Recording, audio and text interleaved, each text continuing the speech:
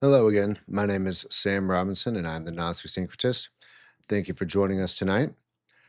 It has been several weeks since I've made a video, so I've decided to come and make one after doing even further reading on multiple fronts.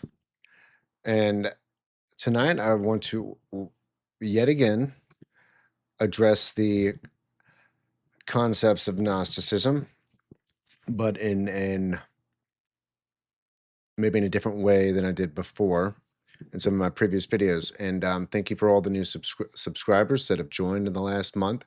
We appreciate you. And no matter who you are, your background, your belief system, all are welcome on the Gnostic Syncretist channel. So tonight, I would like to begin by showing the book that I will be referring to tonight, Not in His Image by John Lamb Lash, who is an individual who has brought what he calls the living gnosis back to humanity today, and he's still alive right now. He has a wonderful books. He has a wonderful YouTube channel. He is an amazing individual who has spent years studying the Nag Hammadi library and the Nag Hammadi records, and has a very unique story to tell in relation to what he's discovered and pieced back together, knitted back together when it comes to Gnosticism and the Aeon Sophia and how it relates to the human species. So, what I want to go into tonight is who, according to John Lash, who were the Gnostics and what was their sacred charge, and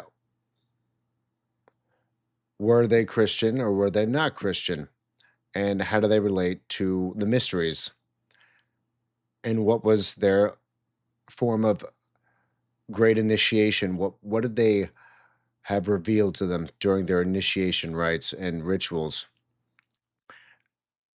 as well as what is the difference between the mysteries and the mystery schools, because there's two different things. So, who were the Gnostics? Well, it's not necessarily an easy question to explain, but according to John Lemlash, who's probably one of the greatest individuals when it comes to these topics, who has totally unique perspective on this topic, in which I, in a large sense, totally concur with his perspectives and his viewpoints, because I've read a lot of different stuff on Gnosticism, and his makes the most sense to me.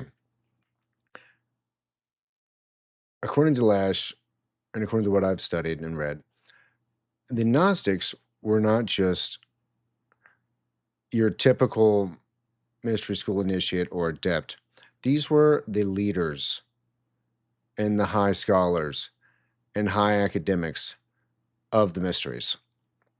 And they go back well before we normally classify the Gnostics, which is like 200 AD or 150 AD. They go much further back because the mysteries go much further back. The easiest way to describe how far they go back is to probably the designation of 600 BC, where there's many records to talk about the Eleusinian mysteries, which is one of the oldest mysteries and mystery initiation ritual sects. But as Lash would argue, almost all of the mystery schools and mysteries were run by Gnostics in the sense that they were teleste and they engaged in mysteria. Mysteria is a form of the mysteries, and teleste means those who are aimed, because they didn't refer to themselves as Gnostics. They referred to themselves as the teleste or the telestai, which means those who are aimed, which begs the question, of course, who or what are they aimed at? Well, they were aimed at acquiring godlike knowledge, the knowledge of the divine, theosophia. Obviously, Sophia is at the end of that word. Godlike wisdom, the wisdom of the divine. And the essential component when it comes to gnosis and the Telestai Gnostics was the idea that we had the potentiality for acquiring, perceiving, and understanding the knowledge of the divine, div- the knowledge of the gods. John Lemlash differs in this in many aspects when it comes to Gnosticism. He does not agree that they were specifically stating, like many scholars do, that Gnosticism taught that we had a divine spark within us, and that the whole idea behind gnosis was to awaken this divine spark. He doesn't really agree with that. He says that specifically that it wasn't that we have this divine spark. We may or may not have that divine spark. We probably do, but it wasn't this actuation of the divine spark. It was the acquiring the full potential of nous and anoia, which are imagine basically bringing to complete fruition and potential our imagination, reason, in order to understand the knowledge of the gods. So it was the ability to acquire divine knowledge, our level of intellect, our level of imagination, and original intentionality that he specifies as the great aspect with which the human species has within itself, and that the Gnostics, the Telestai, were aimed at developing this seeded potential for acquiring divine knowledge, not awakening the divine spark or the higher self. Though, in a certain sense, this is a form of the higher self. Obviously, this is the higher mind. And Theosophy, they call that the higher manas, acquiring and achieving and linking with the higher manas as opposed to the lower manas, the lower mind. This is the higher mind. And so that's nous, Nous, in the Gnostic tradition. So the Gnostics, whichever branch they came from, whether it's Valentinian, whether it's Sethian, John Lash is very much along the lines of a Sethian Gnostic and adheres largely to that tradition, which is, of course, where the Apocryphon of the Secret Book of John comes out in its material. The Secret Book of John is one of the most complete tractates we have of the Nag Hammadi library and of Gnosticism in general. That's an entire origin story with everything in it, without any fragments completely lost, which many other things are fragments. And there's at least 4 full versions of this. 3 of them are in the Nag Hammadi, and 1 is in, I think, what's called the Bruce Codex. And 2 are shorter versions, 2 are extended versions, but it's the main one. It's one of the most pivotal texts we have in Gnosticism. And so the Gnostics are made not exactly in the image of God, but they are seated with being able to acquire the knowledge of the gods. It's not that we are gods, but we can attain their level of understanding, with certain limitations, of course. But that is what our potentiality is as the anthropos, the human anthropos, seeded by Thelete and Sophia in the Gnostic story of our origins, with nous and anoia, imagination and divine reasoning skills that allow us to acquire that knowledge. And so, what was the other thing I wanted to talk about? Was who are the Gnostics?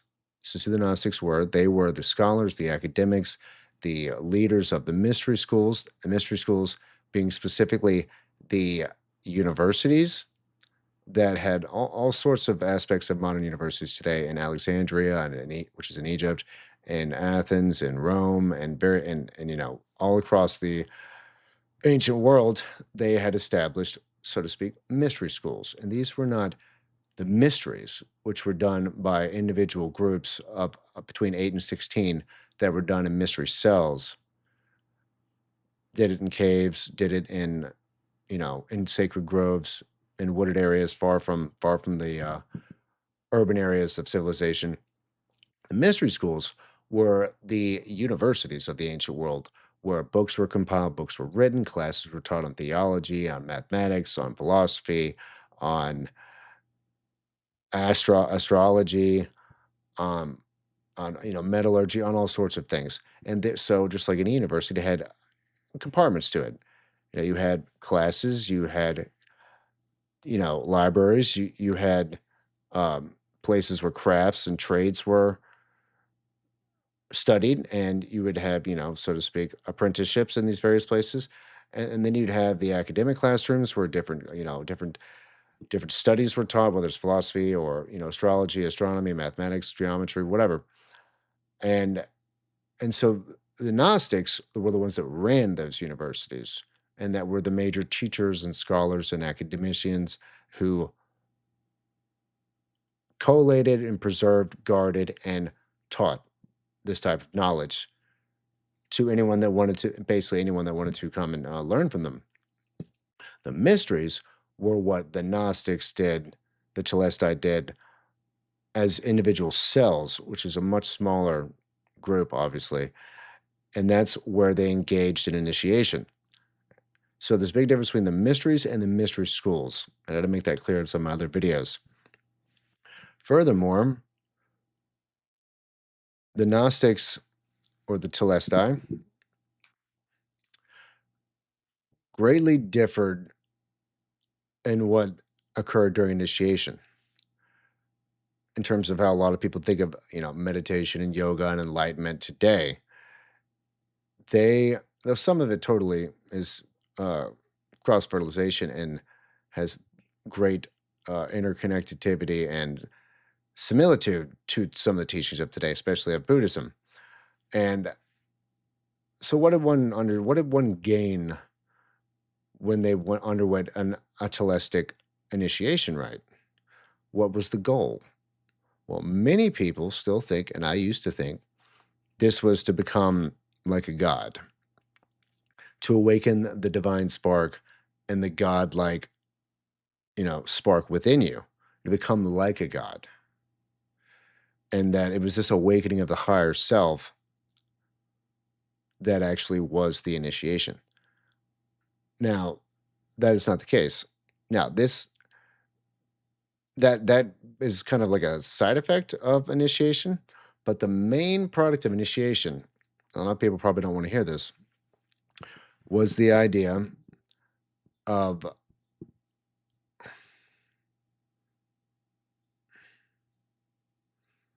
ego dissolution. Ego, they call it ego death, basically, where, and this comes across in a lot of, you know, poetry by different people like Walt Whitman and various other people who kind of had a Nazi tent, Goethe, um, and several others, where they kind of talk about this, where when one kind of reaches this ecstatic trance state, which is what they call it in the Gnostic tradition, they don't awaken the higher self in an individualistic sense. They dissolve the self temporarily. They undergo what's called the ego death. And obviously some people do this today, I'm sure, when they take ayahuasca. Because, obviously in these mysteries, in the Telestic tradition of the Gnostics who ran the mysteries and engaged in these types of rituals, they were sacred psychedelic brews that were provided to aid in loosening the ego and undergoing an initiation ritual. And I think the Greek one was kykeon, but there have been others. That's the one I'm most familiar with, kykeon. Ayahuasca is similar to that. They called them sacred teacher plants. That's what the sacred mushrooms.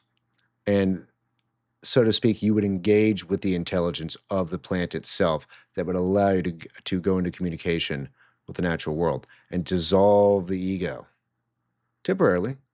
So you expand your awareness by dissolving the individualistic self and kind of merging with nature. temporarily in an ecstatic trance. You become one with nature. People talk about that concept all the time. But this is literally you dissolve the ego. Not forever, but during the ritual, you go undergo ego death. And ego death loosens the you know, focal point of the individual spirit, soul, and mind of that individual undergoing an ego death, and there becomes an expansive perception and an expansive awareness where you kind of merge with the consciousness of the natural world, and all living things seem as one to you. It's not about awakening the higher self; it's about expanding your concept of self through ego death, which you could say, in a certain sense, is a form of a higher selfhood, because the selfhood is all things. In the ultimate initiation, I mean, that would be the more routine form of telepstic initiation, would be to have undergo an ego death and an expansion of selfhood throughout to the natural world itself, where you dissolve the ego into the natural world and become one with nature and all things on Earth and the biosphere. But the greatest experience that not everyone was able to undergo, obviously, it kind of depends on the individual, what they were able to handle, according to John Lash, would be during the one of these ego death rituals, when you dissolve the self and you've trained for a long time through meditation and, and all the other forms that go along with meditation, concentration, perception, clairaudience, clairvoyance, these abilities gained through routine forms of meditation and concentration techniques. The greatest experience of the Gnostic Telestic tradition would be to encounter what they called the organic light. This is what John Limlash calls it, the organic light. And the organic light is the spiritual body of the earth, of Sophia, the Aeon who became our planet, Gaia. So Gaia would be her, so to speak, her physical body. To encounter the organic light is to encounter the Aeon Sophia that is, so to speak, hidden within the body of the earth. Just like we have our soul and spirit hidden within our physical body, the same thing is similar to the earth, because the earth is Sophia, the goddess of wisdom, an aeonic luminary of a giant, coruscating, plasmatic energy being of celestial proportions that underwent transformation and metamorphosis into our planet. But that spiritual body of the earth is still here. She's still with us. And so encountering the organic light is the highest form of telestic experience attainable by any individual Gnostic. As you undergo egoic death and transformation, you encounter the organic light and you receive instruction from the Magna Mater, the Great Mother, the Earth, the Aeon Sophia herself, in its most spiritual aspects. But the way he explains this as well is that it is a physical thing in a certain sense. You're not transported off the earth, you're not engaging in astral travel. You encounter this organic light that sheds no shadow. And, you know, imagine what you will. It'd be like a milky white curds of coruscating light that basically exhibits no shadows whatsoever. And you receive instruction from this light, the spiritual body of the planet, Sophia, Gaia Sophia herself. And that this was the primary form of Gnostic instruction and Gnostic, the highest form of Gnostic experience in an initiation was this encounter with Sophia, the Sophia's spiritual body, and to receive instruction or download from her, which is very different than certain aspects of different other traditions that talk about enlightenment, though it is somewhat similar to Buddhism.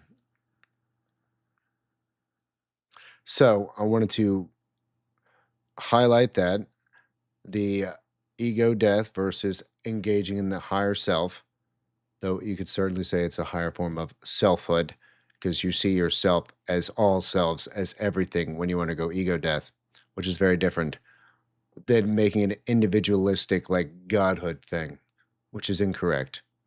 I've come to learn over the years. I mean, I think I used to believe that myself, and you keep evolving, you keep learning. So, furthermore, not everyone obviously was able to perceive or handle a full instruction from the planet's spiritual body, the organic light. And so many of the Gnostic sects had, very different objectives.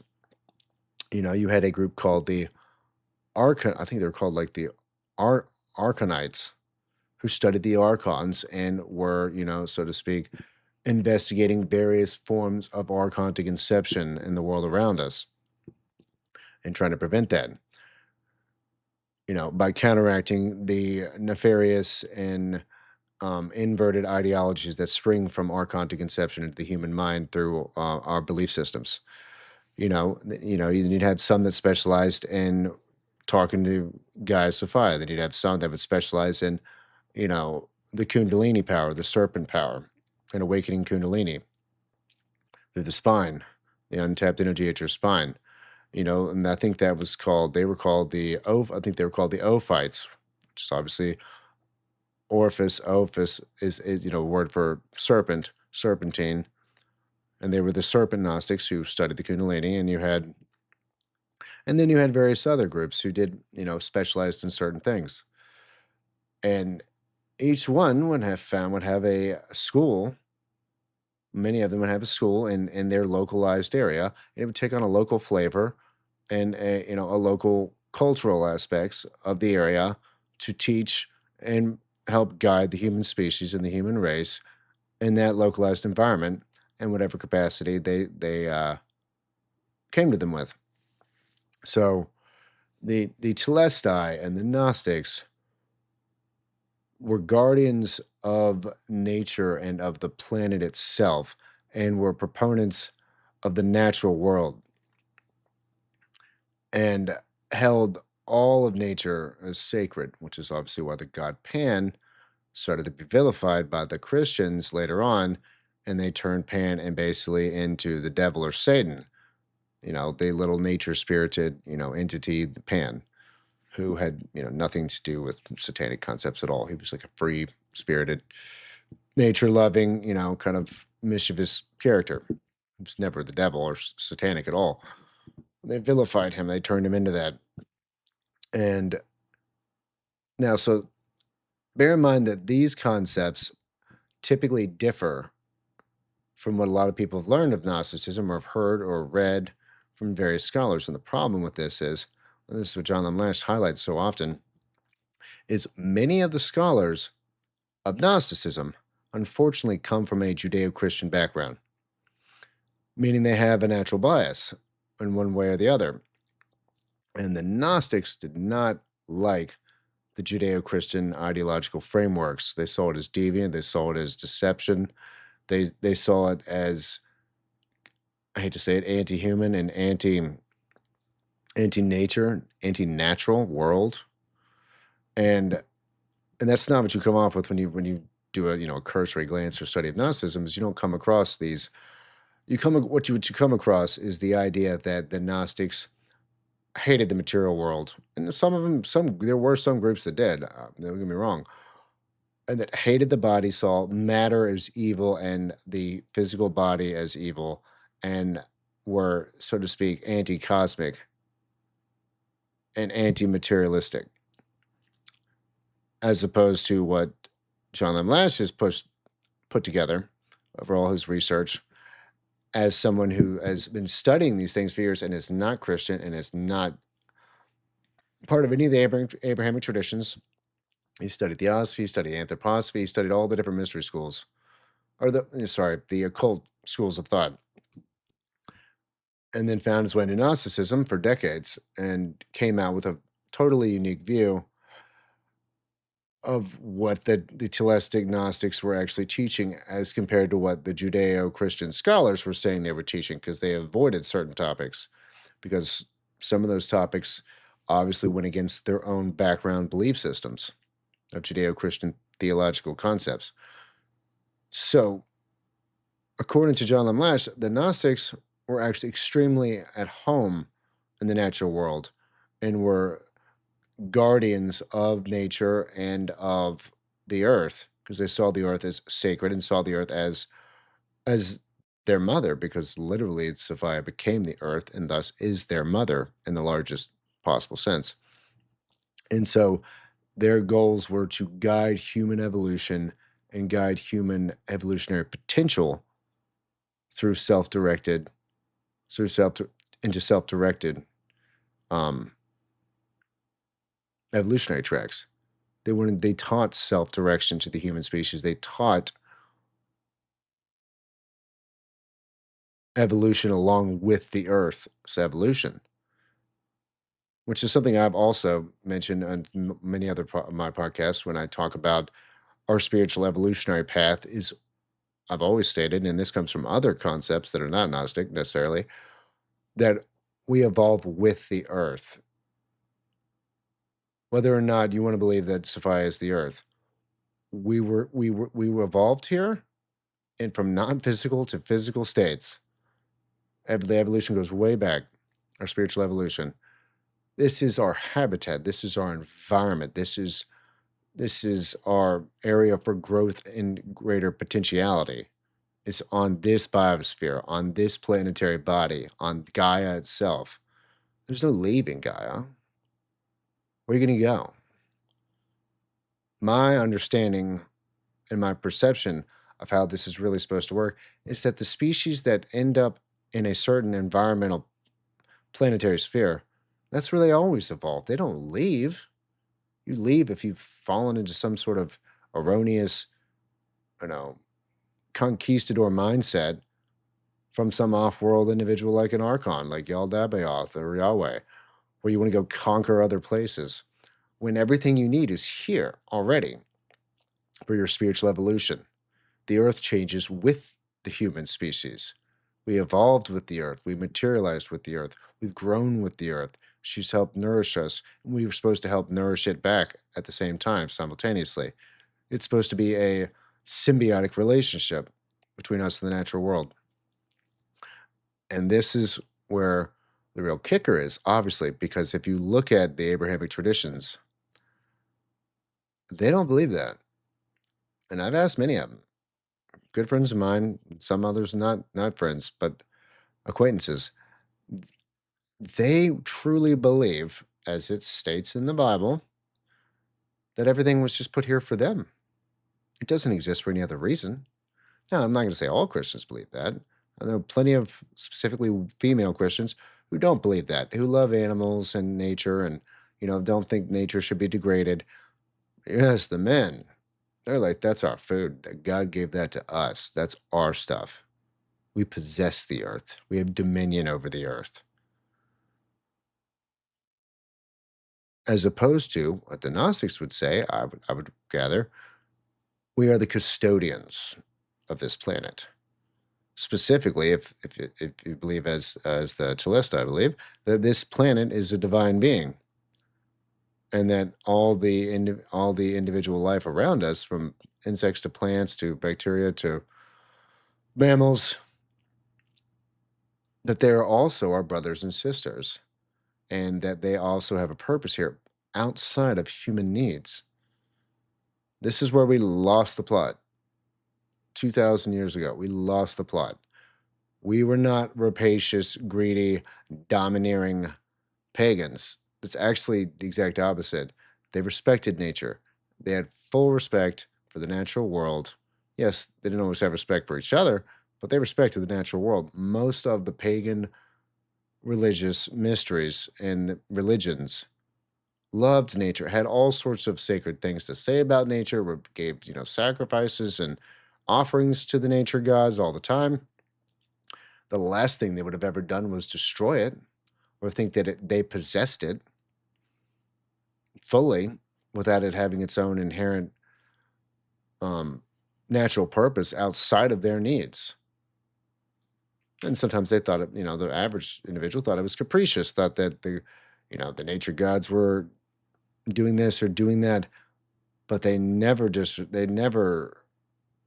maybe partly because they believe, thought they could own nature, and the nature was only here for their purposes, irregardless, sorry, regardless of its own inherent purpose of aspects to these beings, like horses and cattle and sheep and dogs and cats and all the other non-human life forms that are on the planet. The Gnostics revered all the other life forms and saw them as their charge, along with the rest of the human race as their charge. And they saw Gaia Sophia as their co-evolutionary mother and so to speak, partner, that we would have a symbiotic relationship that got destroyed when the Abrahamic traditions completely wiped out the mystery schools and the pagan concepts and eliminated them and evolved this off-planet god with an off-planet ideology that focuses specifically on everything that's not in the natural world. The natural world is more like a, what do I call it? A short little time span before eternity in the afterlife with your Father God, Yahweh, Jehovah. So, yeah, you might want to do good things while you're here, but this is just a blip on the radar before afterlife. So, it doesn't really matter that much. And clearly, God stated that you have complete dominion over everything on the earth in Genesis. So, thus, all these plants and animals are here for me, and we can use them as we see fit. They don't have souls, they don't have any spirit. They're just dumb animals. This is what I've heard so many Christians say this to me. I don't know. I'm not making blanket statements here, but it is within the fundamental conceptual frameworks and foundational structures of the Abrahamic traditions religious ideology. It is not nature or natural based. It's off planet cosmic based. It does not have anything to do with that, not to mention it's patriarchal and male only. I mean, whatever you want to say about Mary.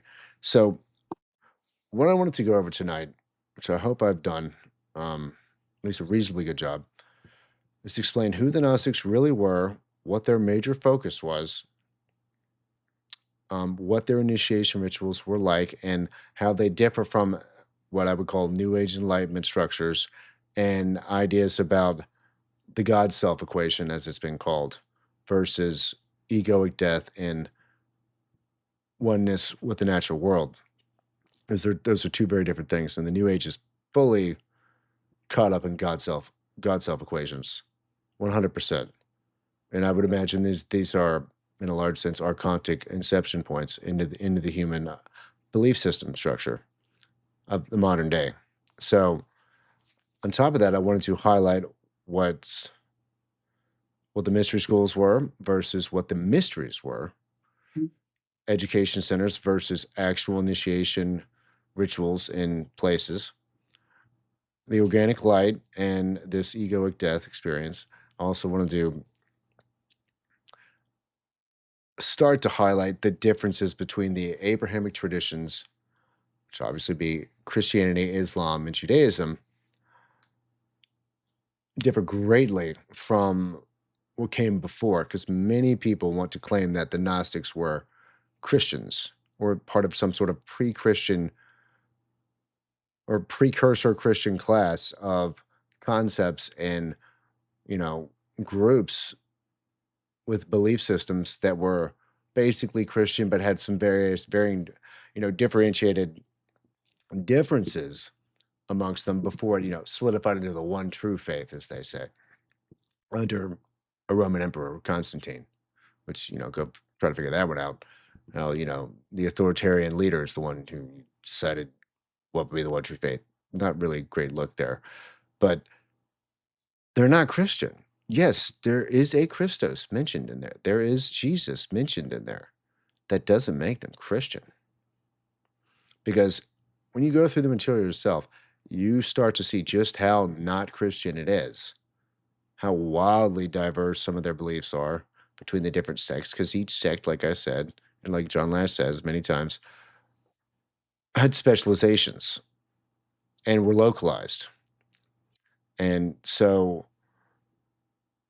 there's really nothing Christian about them except occasionally mentioning Jesus and occasionally mentioning and the Christos, which was not Christ. It was an aeon, one of the divine aeons of the pluralic realm. It's not the same thing. Um, and they never made Jesus the sole revealer or object of their reverence. It was Sophia. It was the aeon of wisdom that they made that focal point of their spiritual focus, not Jesus.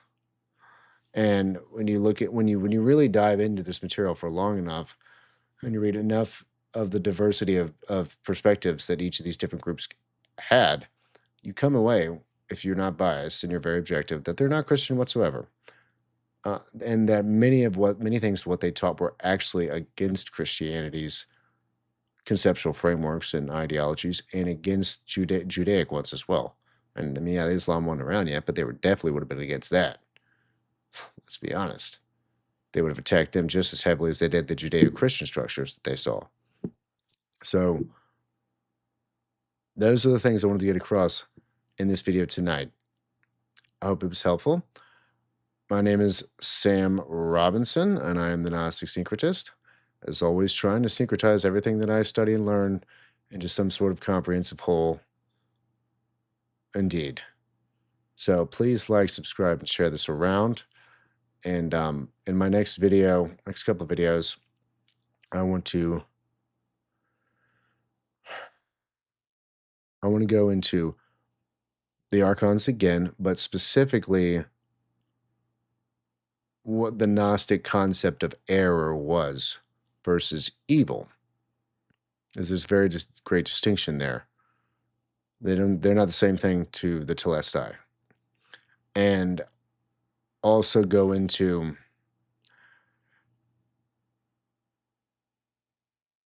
how the archons achieve this level of error in the human system of beliefs. And then we'll go into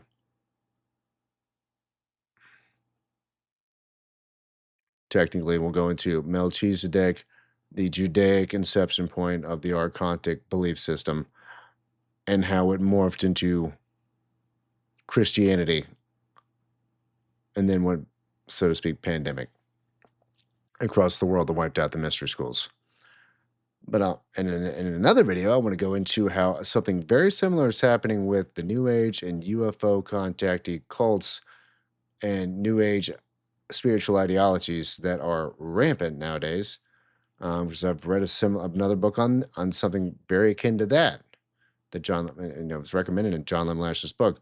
So I went and bought those books and read those, and so it has a very good point about that because there seems to be even newer archontic conception points for deviant belief systems that they're engaging in incepting right now with that whole phenomenon.